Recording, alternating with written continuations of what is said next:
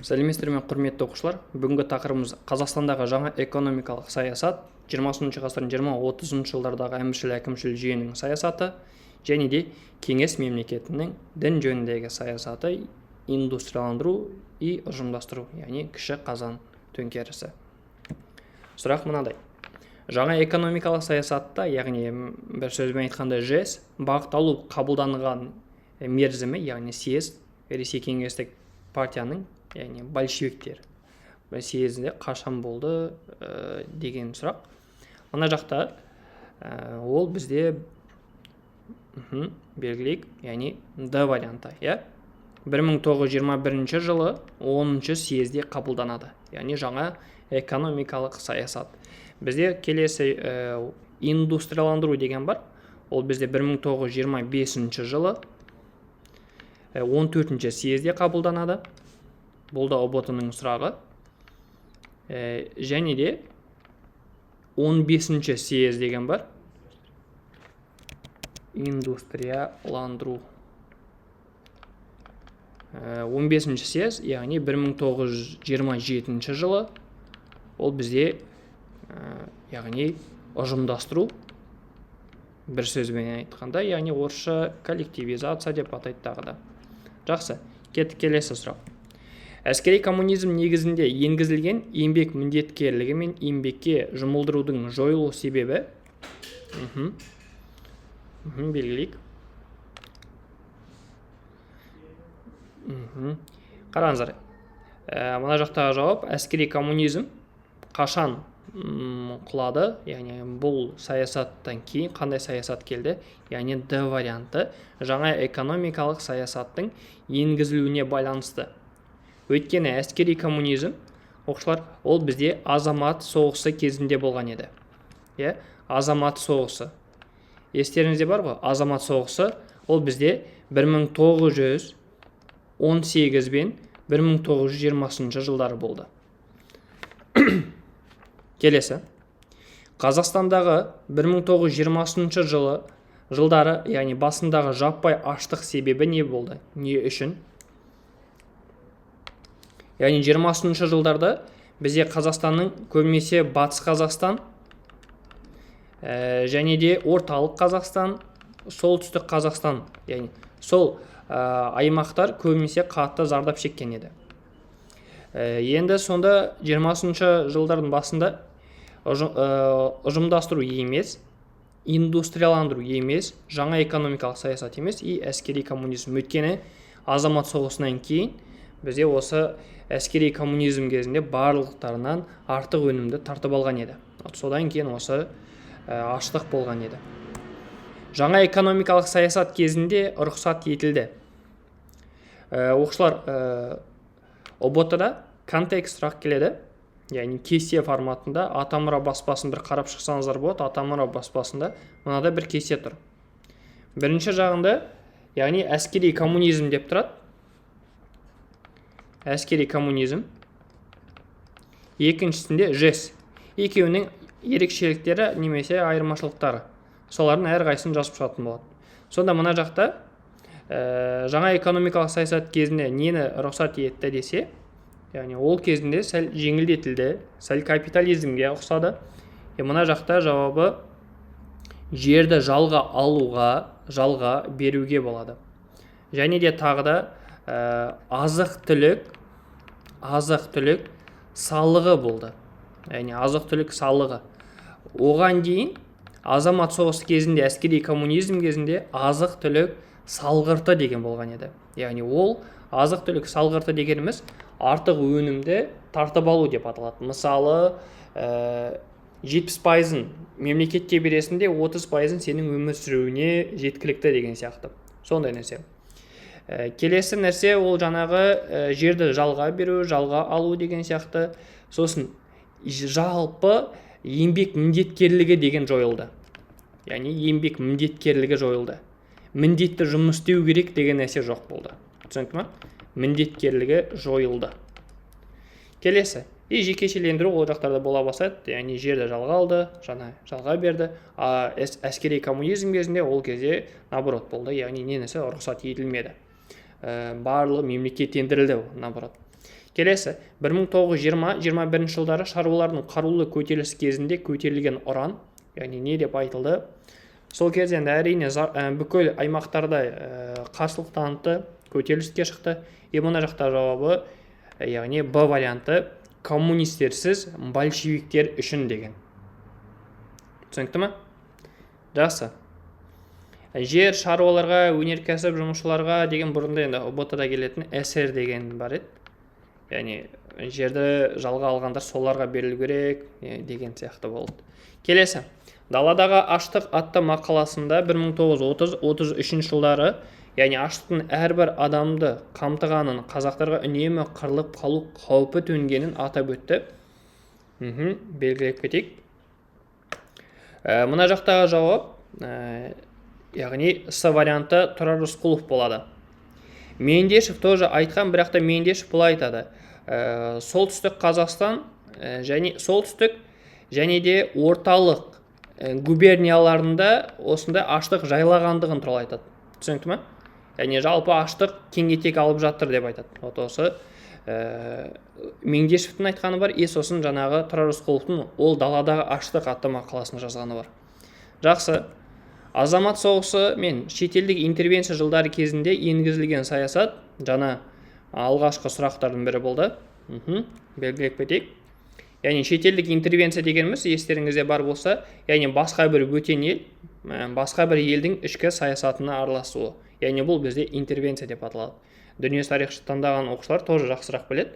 Яғни бұл бізде жаңағы Англия, Франция деген елдердің антанта құрамы осы азамат соғысы кезінде қызылдарға қарсы яғни топтарды қолдаған еді.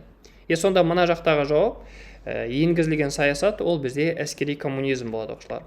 Түсінікті ме? Яғни әскери коммунизм жаппай, яғни осы қызылдардың ұстанған саясаты, яғни Ленин ұстанған саясат. Келесі, 1924 жылы қазақ, яғни автономиялық кеңестік социалистік республиканың экономикасында болған жағдай, бұл бізде болған жағдай, маңызды жағдай. Яғни азық-түлік салғырты енгізілмеді, ол баяғыда әскери коммунизм кезінде енгізілді. Карточка жүйесі енгізілді, бұл тоже баяғыда болып кетеді, яғни 24-тен емес. Ол жаңағы әскери коммунизм кезінде 8 сағаттық жұмыс күні тоже ол болмады, яғни бұл жерде ақшалай салық болды. Яғни карточка, яғни ақшалай салық төленді, оған дейін азық-түлік салғырты болды, потом азық-түлік салығы деген болған еді. Жақсы, келесі сұрақ. 1921 жылы кедейлерге еңбек артельдерін құруға көмектесу үшін құрылған ұйым. Бұл болашақта кедей одағы деп аталады, яғни ашаршылық кезінде жалпы көмектескен. Яғни бұл бізде қазіргі таңда волонтерлар деп аталады десек те болады. Енді белгілеп кетейік, мына жақта. Мына жақтағы жауап, ол бізде қосшы одағы. Келесі. Келесі сұрақ. Қазақстанда ЖЭС, яғни аясында жүргізілген шара, яғни бұл бізде 1921 жылы болған шара, бұл бізде жер-су реформасы. Яғни жер-су реформасы бұл жерде не туралы айтылады? Яғни жер мемлекетке беріледі, яғни барлық Ресей халықтарының декларациясы, яғни Ресей халықтікі деген сияқты бұл типа айтылады. Столыпин ол баяғыдан бастап болған еді, яғни Столыпин реформасы аграрлық реформа. Ол 1905-1912 жылдар аралықтарында болған реформа еді. Хрущевтің реформасы, яғни Хрущев ол бізде басқарған уақыты 1953 жылдан бастап 1964 жылдар аралықтарына дейін болған еді. Яғни тоже кәсіп одақтар құру тоже 60 жылдары пайда болады. Келесі. Партияның 1925 жылы 14 съезінде қабылданған шешім, белгілеп кетейік. Яғни оны да тоже сіздер білесіздер. Яғни бізде 1925 жылы 14 съезд жаңа басына тест талдаған кезде көрдік. Жауабы ол индустрияландыру оқушылар. түсінікті ма? Индустрияландыру 14-ші съезде қабылданады, ЖЭС 10-ші съезде қабылданады, әскери коммунизм ол яғни ондай съездер деп сұрақ келмейді. Яғни бізде индустрияландыру, ЖЭС и жаңағы келесі ол ұжымдастыру дегендер келеді. Келесі индустрияландыру кезінде Орал Ембі мұнайлы аудан зерттеген. Яғни бізде жалпы былай ғой оқушылар. Индустрияландыру деген сөзді былай түсіндірейін. Техникаландыру. Яғни Сталин билікке келеді, айтады, что біз батыс елдерінен әлде қайда артта қалып қалдық, сол үшін де біз алға қарай жылжу керекпіз. Мысалы 10 жылда бітетін нәрсе 5 жылда біту керек, 5 жылда бітетін нәрсе 3 жылда біту керек, яғни максимально ускоренный түрде тезірек біту керек. Біз импорттаушы елден экспорттаушы елге айналу керекпіз деп айтады. Яғни сондай бір жүктеме қояды. Жаңа ауыр өнеркәсібін дамыту керекпіз деп айтады. Соған орай ең алғашқы уақытта индустрияландыруда ол несиде табиғи байлықтарды зерттейді. Яғни қай жақта қандай байлықтар бар, соларды зерттейді. Соған орай экспедициялар жіберіледі аймақтарға.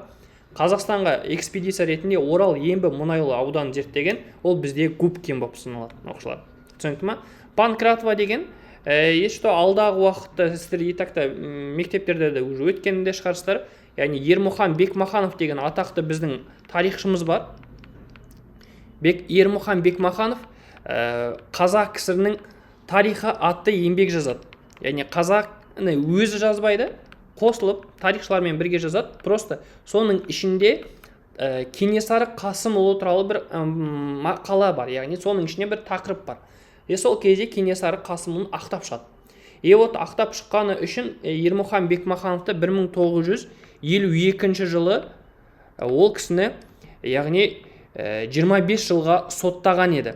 Бірақ та қуанышқа орай 53 жылы биліктегі яғни КСРО-да басқарып отырған Сталин дүниеден өтеді.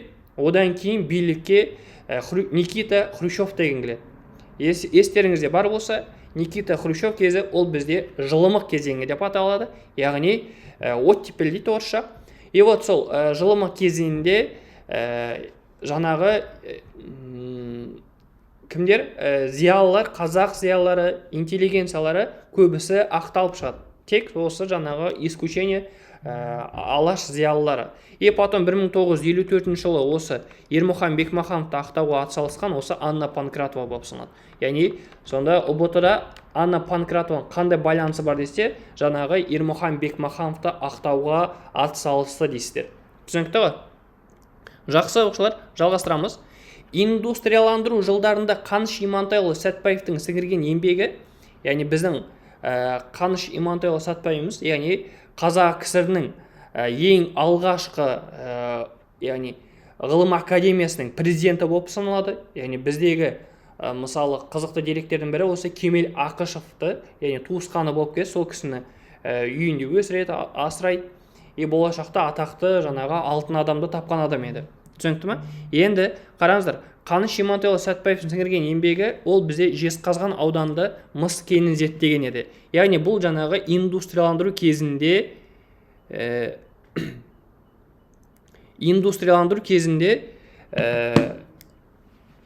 зерттеген адамдардың бірі осы кісі болып саналады. Келесі.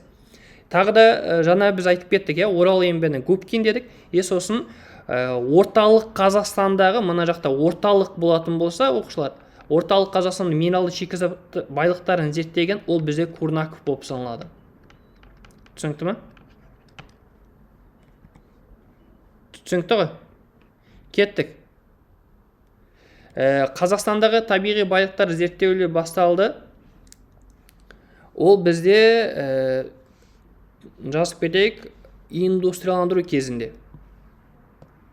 Түсінікті ме? Индустрияландыру кезінде болып саналады. Келесі.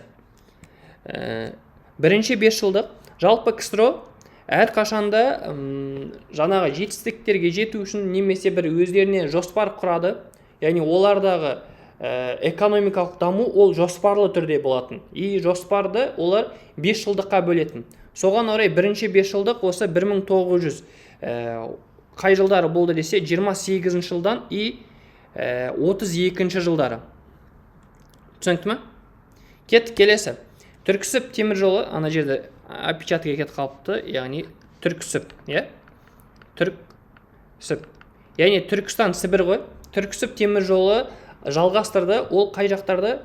Орта Азия мен Сібірді. Яғни Түрксіб темір жолы кезінде, мысалы, маңызды ақпарат 1927 жылдан 1931 жылдар аралықтарында салынды.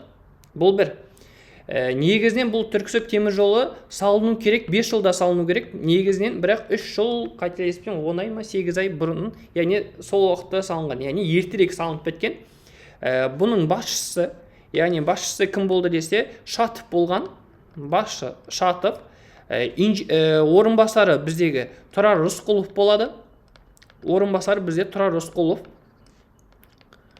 Келесі, осы кезінде, яғни Түрксіб темір жол кезінде инженер болған зиялы адам, яғни болашақта бұрында Түркістан автономиясын басқарған, ол бізде Мұхамеджан Тынышпаев. Түсінікті ма? Ол бізде инженер.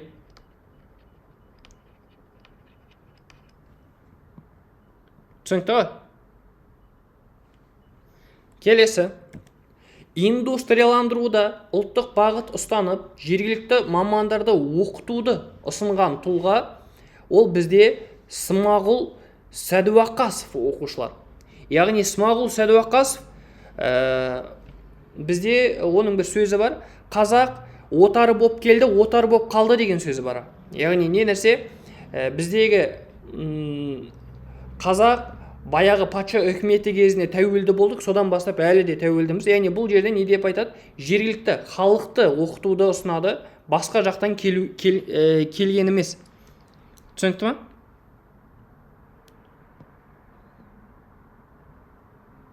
Келесі.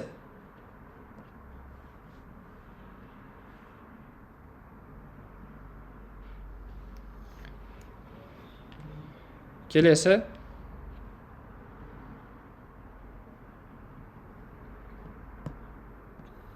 1925 жылы Қазақ автономиялық кеңестік социалистік республиканың билігіне келді. Ол бізде Голощекин. Яғни Голощекиннің басқарған уақыты 1925 жылдан 1933 жылға дейін. Оқушылар, ол біздің ең бірінші хатшымыз осы. Яғни хатшы деген нәрсе осы 1925-тен пайда болады. Яғни Голощекиннен кейін билікке болашақта кім келеді десе, ол бізде Мирзаян деген келеді. Яғни Мирзаян кезінде де бізде онда қатты күшті кезең болған жоқ. Әрине қазақ өнерінің 10 күндігі деген сияқты болған шығар, универлер ашылған шығар, бірақ та сол моменттері, яғни билік еткен уақыты 1933-тен 1938 ғой.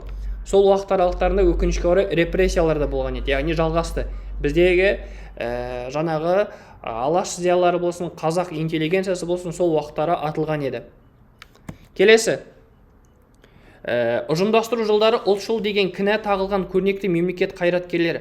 Ұлтшыл деп, яғни ұлтшыл, нацист, өзінің ұлтын басқа ұлттан жоғары қою деген, сол сондай кінә тағылған, ол бізде Смағұл Сәдуақасов пен Қожановтар болып саналады.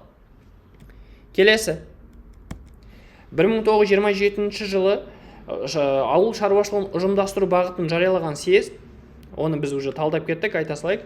Яғни ол бізде ұжымдастыру болса, ол бізде 15-ші съезд болады. Келесі. 1932 жылы Ғабит Мүсірепов, Ғата Өлген, Дәулетқалиев, Алтынбеков, Қуанышев бесеуінің хаты ашық хатты жазады.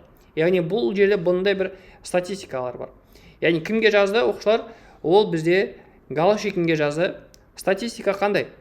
6,2 миллион адамнан 2,1 миллион адам қаза табады. Бұрында 45 миллион малдан, яғни 45 миллион мал болған еді. Содан өкінішке орай бізде 4,5 миллион мал қалады. Ойлап қараңыз, өте үлкен, өте көп. Түсінікті ма? Келесі нәрсе. 1 миллионға жуық адам Қазақстаннан кетуге мәжбүр болады. Қазақстаннан кетті. Жаңағы біздің қандас бауырларымыз Монғолияға, Қытайға, Түркменстанға, Иранға кеткен қандас бауырларымыз осы кезде кетеді. Өйткені не? ашаршылық кезінде өкінішке орай не жейтін тамақ жоқ, адамдар ол кезде ана каннибализм деп атайды ғой, бір түр егерде жойылып кететін болса, жалпы жейтін тамағы болмайтын болса, олар өзара жейді деген нәрсе бар, яғни жануарларда да. И дәл сол сияқты бізде де бар, өкінішке орай сондай бір протоколдар да бар, адамдардың жаңағы мүшелерінің полын жеген именно ол кезеңде жаңағы адам өлтіру деген нәрсе ол кең етек алған еді. Келесі, қазақ өлкелік, яғни бірінші хатшысы болған Голощекинді орнынан босатуды ұсынған қазақ АКСР-ның халық комиссарлар кеңесінің төрағасы болған, ол бізде Исаев болып саналады оқушылар. Келесі, 1927 жылы желтоқсанда 15-ші съезді қабылданған шешім, яғни ол бізде 15-ші съезде қабылданған шешім, ол ауыл шаруашылығын ұжымдастыруға бағытталу. Яғни Голощекиннің кіші қазан төңкерісін жасауы. Яғни ауыл аймақтарда мен бұларды қазан дегенді, қазан революциясын көрмеген екен, мен оларға соны көрсетейін деп, жаңағы саясатын ауыл аймақтарда жасайтын болады. Мысалы, кейбір аймақтарда өкінішке орай, мысалы, 3 жылда салыну керек киіз үйлер, или там поселок форматындағылар 5 күнде салынып кетті деген сияқты бір андай ойға қонымсыз, миға қонымсыз бір фактілер болған еді. Келесі, 1928 жылы 27 тамызында қабылданған декрет. Бұл бізде, құрметті оқушылар, қазақ байларын тәркілеу болып саналады. Яғни тәркілеу, конфискация. Вышибем кулаков из колхоза деген сияқты сондай бір портрет форматында да, яғни жаңа баннер форматында сондайда да бір көрсетілетін. Яғни ол кезеңде кулак деген баяғы казактардан, яғни Ресей империясынан баяғыдан бастап болған жерлері бар адамдарды, соларды яғни алып тастауға байланысты әрекет жасалды. Келесі соңғы сұрақ, оқиғаларды хронологиялық реттілігімен қойыңыз.